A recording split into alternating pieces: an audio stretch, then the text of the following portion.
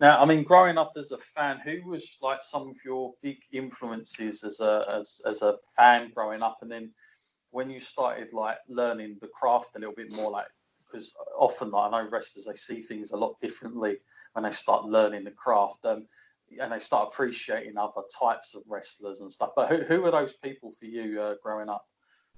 So I mean, very, very early on, it was kind of like Hogan, obviously, like young when I was really young. But then as I got older, I started to kind of appreciate more the kind of, the work rate a bit more, and watching and kind of learning. Once I kind of decided that, right, this is what I want to do, I started looking at it and going, oh, what kind of style would I want to do, and what kind of moves would I like to do? So I started watching it in a different way, like you said, and kind of, after that, it went to sort of like Shawn Michaels, to Bret Hart, to Benoit, to Guerrero, and then also a massive influence on me was Ric Flair as well, who I'd probably say is my favorite wrestler of all time, and I think is probably alongside Shawn Michaels the best wrestler of all time in my opinion.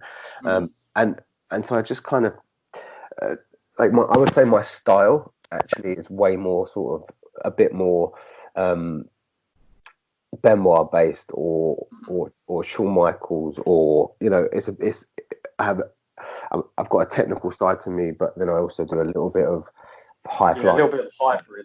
Yeah, a little bit of a hybrid style. But as a fan, when I sit back and when I want to watch wrestling myself, there's no one better than Ric Flair for me. And I just, the art of being a heel, and the art of selling, and the art of kind of storytelling, for me, I still can, even though my actual in-ring character and style doesn't necessarily reflect being a big fan of Ric Flair, I still can learn so much from everything that he does. So yeah, they're the kind of guys for me. Yeah, no, that's good. Cool. I mean, when I watch you, I'd say your wrestling is very crisp, it's very smooth. Like everything you do seems quite methodical. Like, so to watch it as a fan, I kind of like it, because I appreciate when I watch a match to see like something where it's still kind of scientific, and there's a reason somebody's doing something, and not just like going through the motions. Because sometimes I think stuff can look too smooth, too like perfect. Yeah, but I think totally. with the way you present it is just on the money. Like I've always thought that whenever I've gone back and like done my reports and that on some of the matches I've seen you in, it's pretty much been that. It's been the outcome. But I definitely would say the Benoit influence is there. But I mean, your characters are like, you play like a little bit of a blend. Is there a favourite? I remember you this actually, and I think you told me the answer, but I sort of forgot. But what do you prefer? Like, do you prefer dabbling into the kind of bad guy heel side of it, or do you prefer the babyface fan favourite side of it? Like, or do you like both? I mean, what is your preference? I mean, I'll be honest with you. I've always preferred being a heel, always. And just like you said, it kind of suits the way I work a bit more, in terms of being methodical and really, going after someone. And but at the same time, what I found quite interesting over the last year or so, year and a half, is that actually a lot of places that's actually started to turn me babyface, and I haven't had to change too much.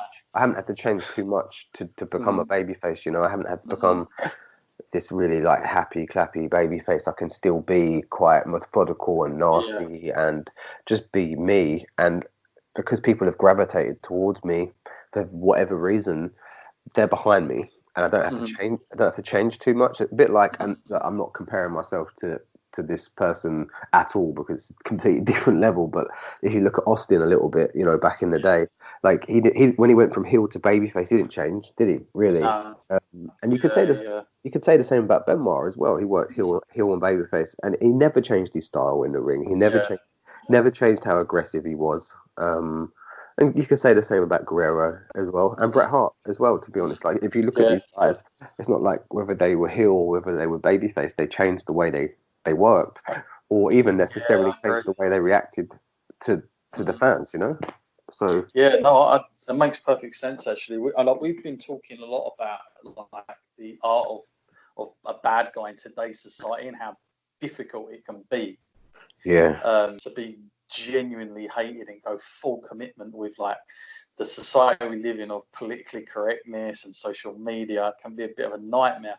But like as an example, like a lot of my listeners used to get quite frustrated when Roman Reigns was first sort of like thrown on the scene as being the guy, and obviously people kind of spat him out, regurgitated it a little bit because they could see where WWE wanted to go with him, and it wasn't maybe as organic as it needed to be. But everyone kept emailing me and saying they need to turn him heel and they need to do it, you know, and I'll be like, there's no point, because if they turn him heel, you're going to love him. And so what's the point? He's the best heel now anyway. So why would, like, if he started being like different, he'd probably be considered cool. And that's the problem. I think with most of today's, like, when I do watch some heels in some promotions, can be at any level. I think it's difficult to have that sort of dislike for somebody, because often where the fans are now educated in a very different way, probably thanks to a lot of WWE, and I have to say, like, on their part, they've educated the fans to kind of analyze too much and be almost like the booker from outside the ring. And I think to be a heel now is very, very difficult without coming across being cool.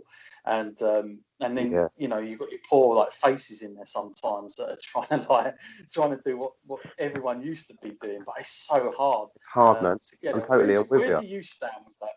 Yeah, where do you stand with that? I mean, is that like something you found challenging, or you've tried to look into other ways, or you know, or do you think it's just a society thing? I think like what you said, the way fans are now has changed so much that to be like an out and out baby face now, it's almost impossible.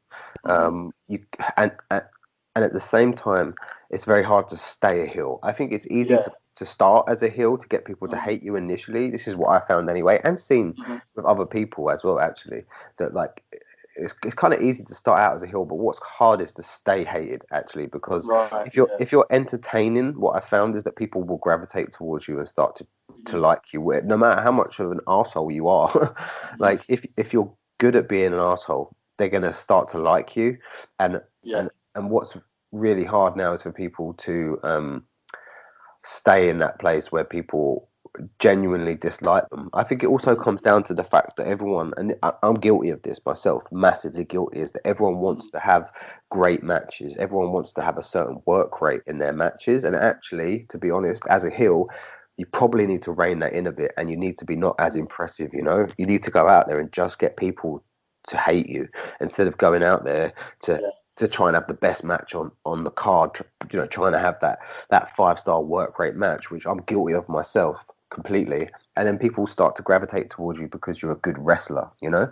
And in terms of a babyface, I think the best babyfaces always come out of being a heel. I think if you come out as a heel and then people naturally start to gravitate towards you, it's very easy to run with that.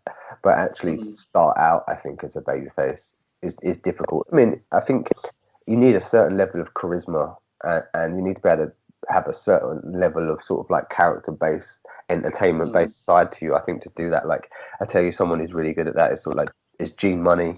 I think you've got to have that kind of side to you if you want to be an out-and-out babyface, I think. But there are some guys that I look at and I think they couldn't. Like, I only ever picture them as a baby, like Jody Fleisch, for instance. I don't think I could ever imagine him. That's very true, actually. No, but again, that comes with like his status within the industry. Like, I'm sure a lot of that, like, those guys are quite well known, and there's a respect. And that's slightly different.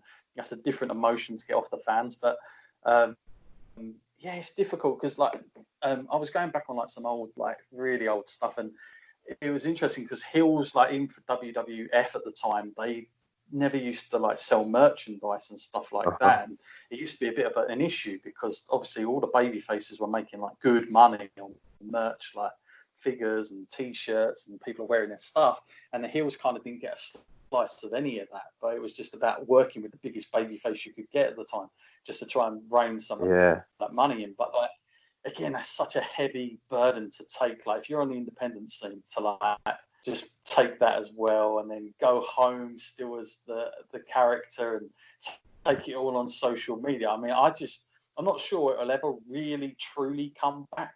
I And think I wonder if it's like a case. I don't know if you ever remember, but do you ever remember Andy Kaufman when he done the angle with Lawler? yeah, Have you ever seen that yeah, stuff? I know that well. Yeah. Yeah, and I see that's one of my favourite.